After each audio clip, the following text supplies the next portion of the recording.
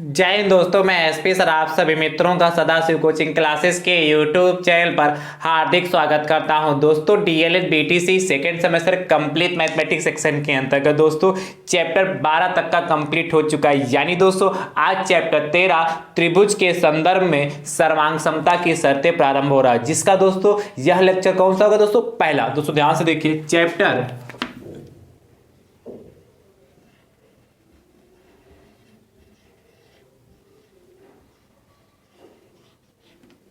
13 lecture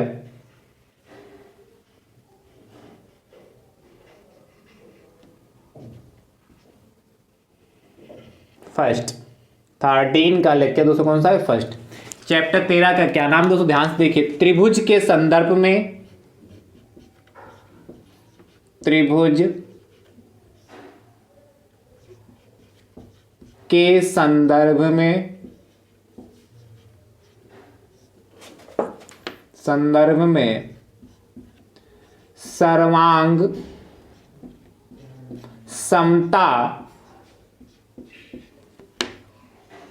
सर्वांग समता की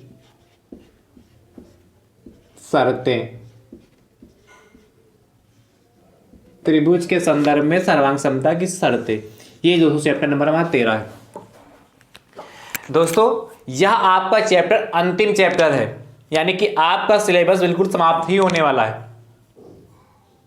है कि नहीं दोस्तों? अभी तक मैंने जितना भी आप सभी मित्रों को DElEd second semester mathematics section के अंतर्गत आप सभी मित्रों को सिखाया है। यदि आप चाहते हैं कि सब कुछ आप सभी मित्रों को चैप्टर वाइज सीरियल से देखने के लिए मिल जाए, तो दोस्तों मैंने उसके लिए प्लेलिस्ट बनाई जिसका नाम है डीएलएड सेकेंड सेमेस्टर मैथ्स 2023। जैसे दोस्तों आप उस पर क्लिक करेंगे, सारे लेक्चर आप सभी मित्रों को चैप्टर वाइज देखने के लिए मिल जाएंगे। दोस्तों यदि आप हमारे YouTube चैनल पर नए हैं तो आप हमारे YouTube चैनल को दोस्तों सब्सक्राइब जरूर करिए, बेल आइकन को जरूर प्रेस करिए, जिससे आगामी वीडियो का नोटिफिकेशन आप सभी भाई बंधुओं को सबसे पहले मिल सके। दोस्तों नोटिफिकेशन प्राप्त करने का एक दूसरा भी तरीका है, आप हमारे टेलीग्राम चैनल से जुड़ जाइए, जिसका लिंक मैं आपको डिस्क्रिप्शन बॉक्स में दे दूंगा। वहां से भी आप सभी मित्रों को सबसे पहले नोटिफिकेशन प्राप्त हो जाएगी। ठीक दोस्तों, तो दोस्तों चर्चा करते हैं किस पे? त्रिभुज के संदर्भ में सर्वांग समता की शर्तें। तो दोस्तों हेडिंग डाल लीजिए, यही हेडिंग डाल लीजिए, त्रिभुज के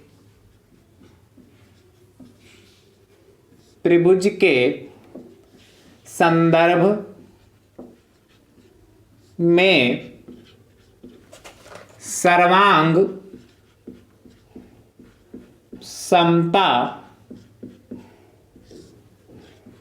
की शर्तें।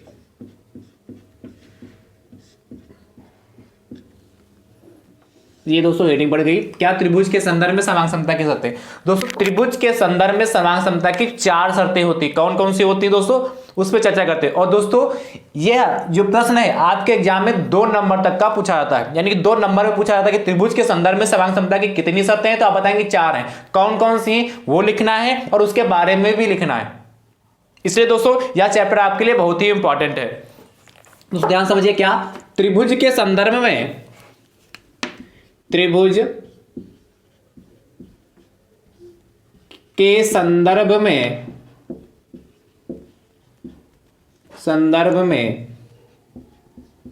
सर्वांग समता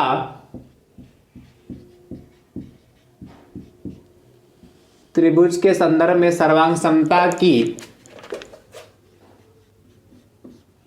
निम्नलिखित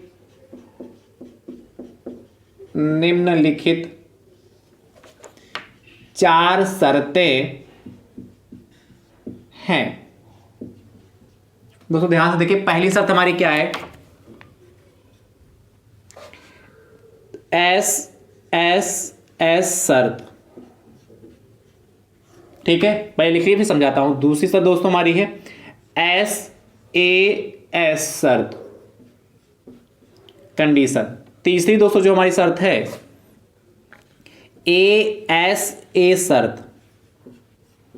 एंड चौथी दोस्तों जो हमारी कंडीशन है RHS शर्त।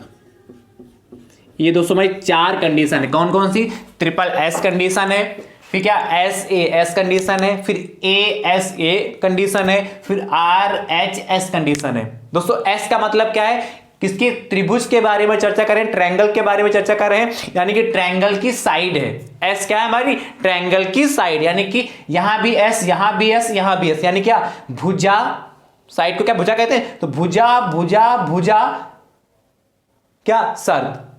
ठीक है, यहां एक आता है दोस्तों एंगल, यानी कि कोण है, यानी कि इसको क्या पढ़ेंगे, भुजा कोण भुजा सर्द। ठीक है, इसको क्या पढ़ेंगे, कोण भुजा कोण सर्द।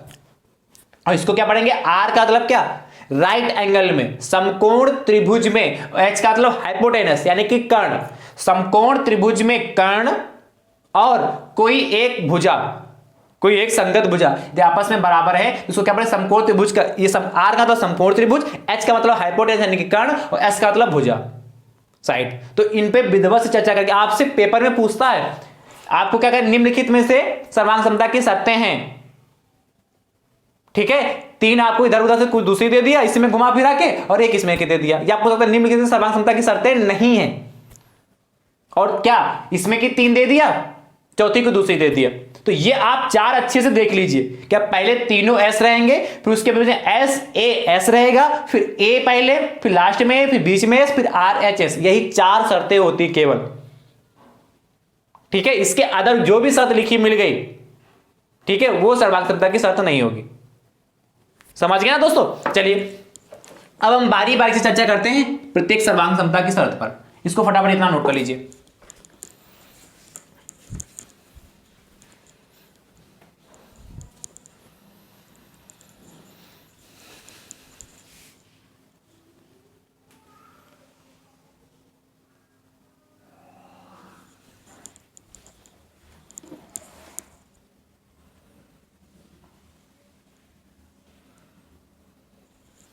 चलिए इसको रब करो। चलिए अब दोस्तों हम चर्चा करते हैं,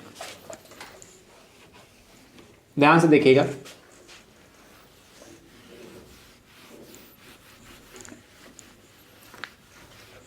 पहली कंडीशन हमारी कौन सी है, एस एस एस शर्त, या आप लिख सकते हैं, इसको लिखना चाहें हिंदी में तो भुजा भुजा भुजा शर्त। ठीक है, भुजा भुजा भुजा शर्त। दोस्तों ध्यान से समझिए और इसको लिख लीजिए। पहले मैं लिखवा देता हूं, फिर अच्छे से आपको समझा देता हूं। ठीक है, यदि किसी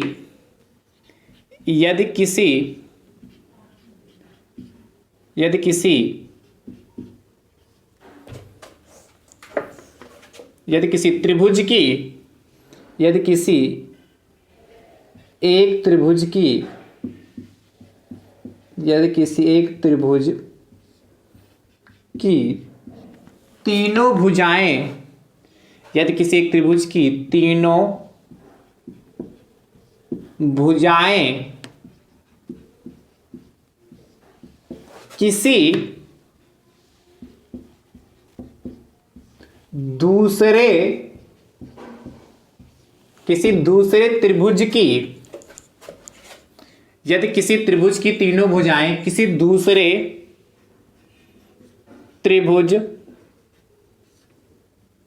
की संगत, अभी बता दें कि संगत क्या होता है, संगत तीनों भुजाओं, संगत तीनों भुजाओं के बराबर हैं,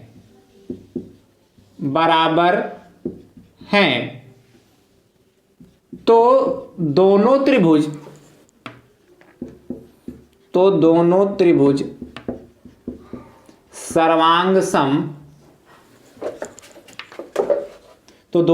सर्वांग सम होंगे। ध्यान समझिए क्या कह रहा है, यदि किसी एक त्रिभुज की तीनों भुजाएं किसी दूसरे त्रिभुज की संगत, मतलब करेस्पॉन्डिंग साइड की बात कर रहा है, संगत तीनों भुजाओं के बराबर है, तो दोनों त्रिभुज सर्वांग सम होंगे। दोस्तों ध्यान समझिए कैसे, मान लेते हैं हमारे पास एक त्रिभुज है ये, जिसका नाम है ए बी सी, एंड दूसरा त्रिभुज हमारे पास है जिसका नाम है पी क्यू और आर। ठीक है, क्या कह रहा है, यदि किसी एक त्रिभुज की तीनों भुजाएं किसी दूसरे त्रिभुज की संगत तीनों भुजाएं के बराबर है। ध्यान समझिए, संगत का मतलब क्या, करेस्पॉन्डिंग का मतलब, जैसे ये इस तरीके से पड़ी है तो ये भी साइड इस तरीके से पड़ी, यानी कि ए बी जो भुजा है वो पी क्यू के संगत कही जाएगी। ठीक है, ये देखिए क्षैतिज पड़ी इस तरीके से, यानी कि जो बीसी भुजा है क्यू आर के संगत भुजा कहेगी। जैसे जिस कंडीशन में एक भुजा हो उसी कंडीशन में दूसरी भुजा है तो वो संगत भुजाएं होती हैं। जैसे ये क्या इस तरीके से पड़ी, देखिए ध्यान समझिए, इस तरीके से पड़ी है तो ये भी देखिए इस तरीके से पड़ी, यानी कि एसी जो भुजा है वो पी आर के संगत है। तो कह रहा है यदि किसी एक त्रिभुज की तीनों भुजाएं किसी दूसरे त्रिभुज की संगत तीनों भुजाओं के बराबर हैं तो दोनों त्रिभुज कैसे होंगे, सर्वांग सम, यानी कि भुजा ए बी किसके बराबर होनी चाहिए, पी क्यू के, एंड भुजा बी सी किसके बराबर होनी चाहिए, क्यू आर के, और भैया भुजा ए सी किसके बराबर होनी चाहिए, पी आर के। यदि ऐसा है तो ये दोनों त्रिभुज ए बी सी और पी क्यू आर सर्वांग सम होंगे। क्या, यानी कि दोस्तों ए बी बराबर किसके होना चाहिए, पी क्यू के है, और क्या बी सी बराबर, ए बी बराबर पी क्यू, बी सी बराबर किसके, क्यू आर के है, और क्या सी ए या ए सी बराबर किसके, आर पी या पी आर के, सी ए बराबर किसके, आर पी के।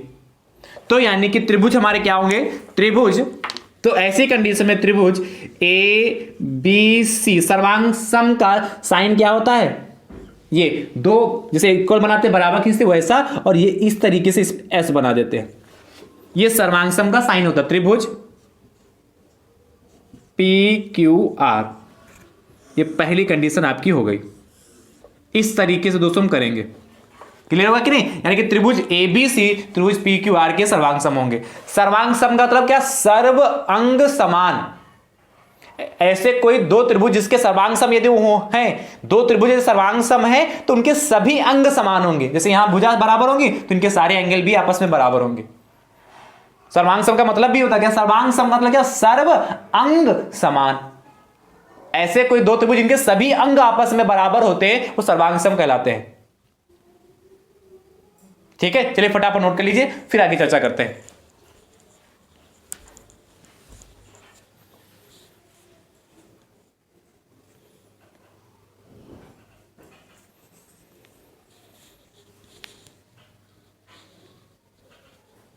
हो गया, चलिए अगली देखते हैं दोस्तों,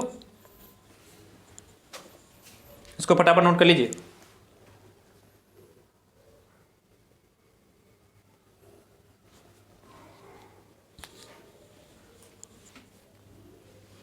हटाएं, अगली कंडीशन,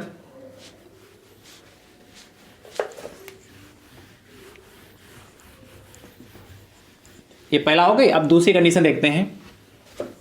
दूसरी भैया क्या है, सेकेंड वाली 18 डाल लेते हैं, कौन सी, एस ए एस शर्त,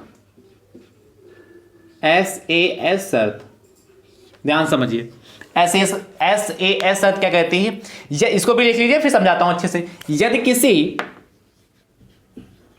किसी एक त्रिभुज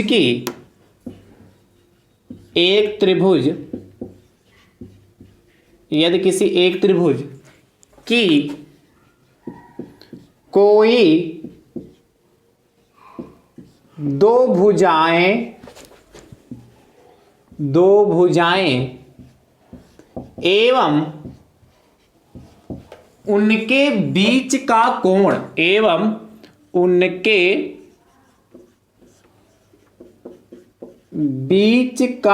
कोण किसी दूसरे त्रिभुज की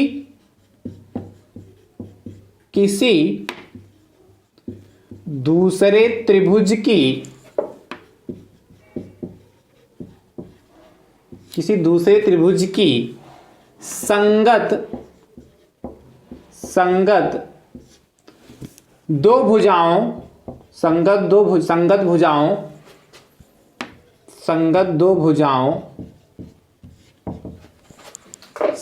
भुजाओं एवं उनके बीच का कोण बराबर है। बीच का कोण आपस में बराबर है या खाली बराबर है, तो दोनों त्रिभुज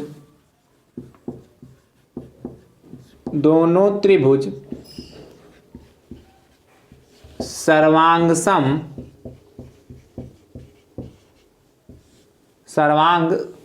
सम होंगे।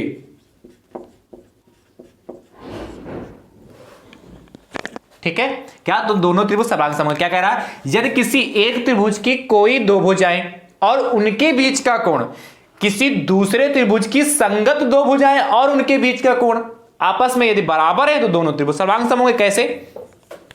जैसे हमारे पास एक त्रिभुज ये बन गया जिसका नाम है ए बी और सी। ठीक है, दूसरा त्रिभुज हमारे पास भैया है ये जिसका नाम है पी क्यू और आर।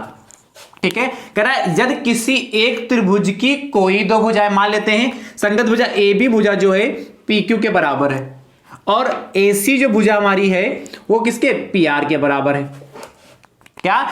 ए बी जो भुजा है पी क्यू के बराबर है एंड ए सी भुजा जो है पी आर के बराबर है। और कह रहा था एवं उनके बीच का कोण, इन दोनों भुजाओं के बीच का कोण कौन सा दोस्तों बनेगा? ये वाला कोण। देखिए इधर से भुजाओं को बढ़ाओ, इधर से बढ़ाओ, कहां कट करेंगे? यहीं तो मिलने, यानी कि ये कोण इसके यदि बराबर है तो ये दोनों त्रिभुज हमारे सर्वांग सम होंगे। क्या कह रहा है? ए बी बराबर है दोस्तों हमारा क्या है? पी क्यू के। क्या? ए बी किसके बराबर है? पी क्यू के। और क्या? ए सी या सी ए सी लिख लिया, सी ए लिख लिया, बात देखिए पी आर के बराबर है भैया। और इनके बीच का कोण कौन सा? कोण बी ए सी किसके बराबर है? कोण क्यू पी आर के। तो दोनों त्रिभुज ए बी सी सर्वांग सम त्रिभुज पी क्यू आर, यानी कि जब ये इतना है तो उनके सभी अंग आपस में बराबर हो जाएंगे। या दो भुजाएं और उनके बीच का कोण आपस में बराबर है दो त्रिभुजों में, तो उनके सभी अंग बराबर। अब ये कोण जब सर्वांग सम हो गए तो कोण बी कोण क्यू के बराबर हो जाएगा, कोण सी कोण आर के बराबर हो जाएगा और बी सी बराबर क्यू आर के भी हो जाएगी जब सर्वांग सम हो जाएंगे उसके बाद। ठीक है, तो आई होप, मुझे उम्मीद है कि आप अच्छे समझ पाए होंगे। ठीक है, तो देखिए एस ए एस का मतलब क्या? एस ए एस का मतलब क्या है? दो भुजाएं और उनके बीच का कोण। बस यही, ये तो आप बाद में समझेंगे, इसको समझिए। एस ए एस का मतलब क्या? दो भुजाएं और उनके बीच का कोण, है कि नहीं? यानी कि दो भुजाएं ले लिया और उनके बीच का कोण हो गया, है कि नहीं? तो देखिए दो भुजाएं ले लिया, ए बी और ए सी इनके बीच का कोण। दो भुजाएं कौन सी? पी क्यू और पी आर इनके बीच का कोण।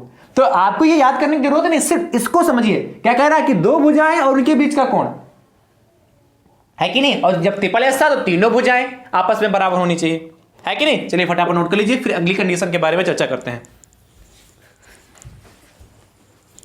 चलिए इसको रख करो। अगली कंडीशन देखते हैं कौन सी भैया? तीसरी क्या है?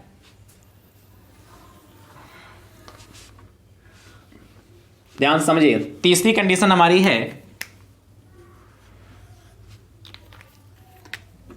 ए एस ए शर्त। आप इससे भी स्पष्ट हो गया क्या? ए एस ए शर्त मतलब क्या? दो कोण और उनके बीच की भुजा, दो कोण और उनके एक बीच की भुजा, यानी कि दो त्रिभुज में दो कोण उनके बीच की भुजा यदि आपस में बराबर है तो दोनों त्रिभुज सर्वांग सम होंगे। तो लिख लीजिए, यदि किसी त्रिभुज के कोई दो कोण, यदि किसी एक त्रिभुज के कोई दो कोण एवं उनके बीच की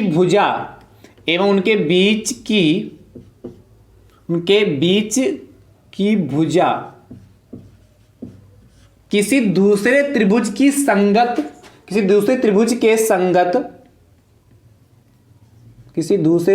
संगत दो कोण संगत, दो कोण एवं उनके बीच की भुजा, एवं उनके बीच की भुजा बराबर हो या बराबर है तो दोनों त्रिभुज सर्वांगसम होंगे। क्या, इसको फिगर रब कर रहा हूं फिर समझा रहा हूं, ध्यान समझिए। क्या हो गया, कह रहा यदि किसी एक त्रिभुज के कोई दो कोण एवं उनके बीच की भुजा, दो कोण एवं उनके बीच की भुजा, दो कोण एवं उनके बीच की भुजा दूसरे त्रिभुज के संगत दो कोण एवं उनके बीच की भुजा के बराबर है तो दोनों त्रिभुज हमारे सर्वांगसम होंगे। देखिए फिगर के माध्यम से समझिए और अच्छे से समझ में आएगा। दो फिगर हमारे पास बने, देखिए ये पहला चित्र क्या है, हमारे पास त्रिभुज है, ध्यान से देखिए ए बी और सी। दूसरा दोस्तों हमारे पास त्रिभुज कौन सा है, पी क्यू और आर, पी क्यू और आर होगा। ध्यान समझिए, कह रहा है यदि किसी एक त्रिभुज के कोई दो कोण, मान लेते हैं कोण इधर बी ले लिया और एक कोण क्यू के बराबर है, ठीक है, और कोण जो सी है हमारा कोण आर के बराबर है। क्या, कोण बी कोण क्यू के बराबर है, कोण सी कोण आर के बराबर है, और इनके बीच की भुजा देखिए बी और सी से जो टच होकर भुजा जा रही है, दोनों से टच होकर जा रही है, वो भुजा आपस में बराबर हो तो ये दोनों त्रिभुज हमारे सर्वांगसम होंगे। यानी कि भैया क्या लिखेंगे, एंगल ए बी सी बराबर, एंगल ए बी सी संगत कोण बराबर पी क्यू आर, किसके, एंगल पी क्यू आर के है। दूसरा दोस्तों कौन सा कोण है, ये देखिए एंगल ए सी बी किसके बराबर है, एंगल पी आर क्यू के ना, तो पी आर एंड क्यू। और भैया क्या, तथा क्या होना चाहिए, बी सी किसके बराबर होना चाहिए, क्यू आर के। बी सी जो है भुजा किसके बराबर, क्यू आर के।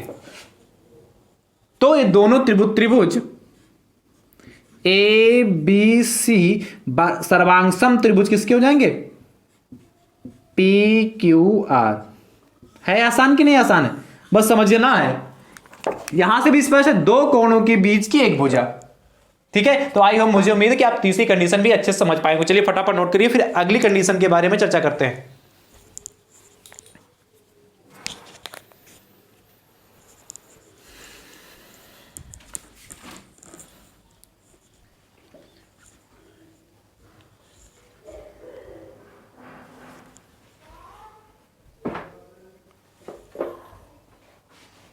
पर है देखिए चौथी कंडीशन क्या है,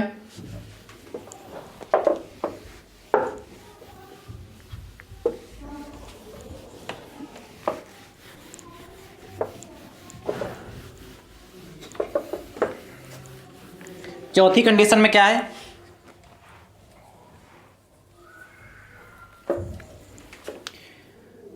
कौन सी भैया, चौथी कंडीशन आर एच एस समकोण त्रिभुज में कर्ण और कोई एक भुजा शर्त। इसको भी लिखिए फिर अच्छे समझाता हूं। क्या, यदि किसी त्रिभुज की, यदि किसी समकोण त्रिभुज की, यदि किसी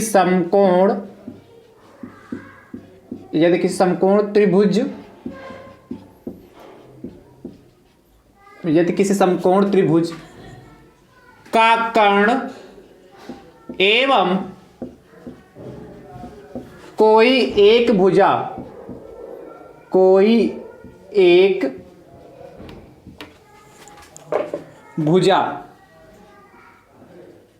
क्या, यदि किसी समकोण त्रिभुज का कर्ण एवं कोई एक भुजा किसी दूसरे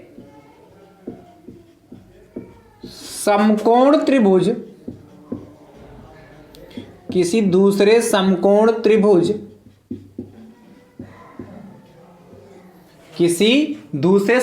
त्रिभुज का कर्ण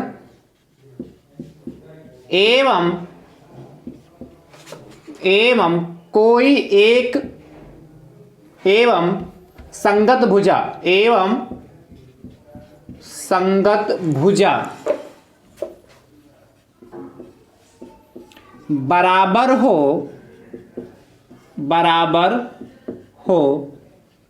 तो दोनों त्रिभुज सर्वांग सम होंगे। तो दोनों त्रिभुज क्या होंगे? सर्वांग सम होंगे। क्या? यदि किसी समकोण त्रिभुज का कर्ण एवं कोई एक भुजा किसी दूसरे समकोण त्रिभुज का कर्ण एवं संगत भुजा बराबर हो तो दोनों त्रिभुज सर्वांग सम होंगे। कैसे दोस्तों? ध्यान समझिए। ये एक समकोण त्रिभुज हमारे पास हो गया जिसका नाम है हमारे पास क्या? ए, बी और सी। दूसरा समकोण त्रिभुज हमारे पास क्या है? P Q R, P Q R. ठीक है, तो देखिए क्या कर रहा है, यदि किसी समकोण त्रिभुज का कर्ण, तो देखिए कर्ण क्या है यहां पर? AC और क्या? PR। AC किसके बराबर हो? PR। कह रहा है यदि किसी समकोण त्रिभुज का कर्ण एवं कोई एक भुजा, तो इसमें से चाहे आप, ये लंब होती है भाई, ये 90 डिग्री होगा कि नहीं होगा? ये 90 डिग्री होगा। समकोण त्रिभुज है तो जाहिर सी बात है 90 डिग्री होगा। तो 90 के सामने की भुजा कर्ण होती है।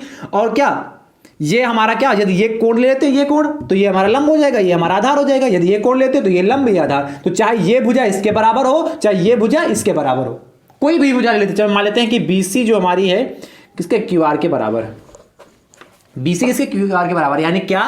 एंगल कर्ण, एंगल क्या पहले लिखें, कर्ण किसके बराबर हो? AC जो है किसके बराबर हो? कर्ण PR के बराबर हो। दूसरी कंडीशन में क्या है? भुजा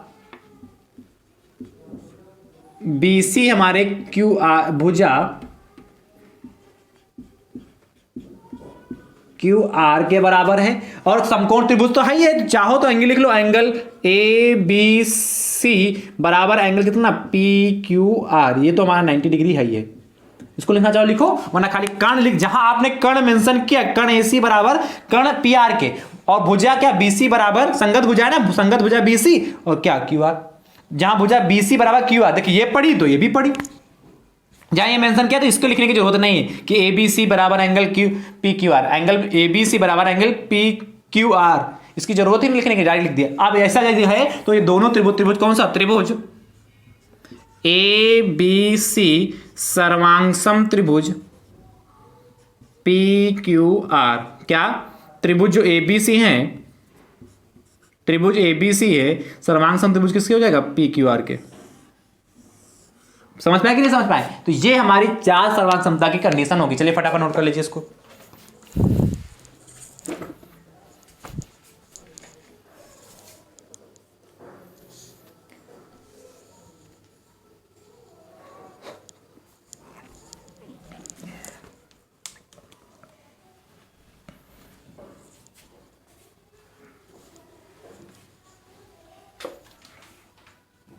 हो गया?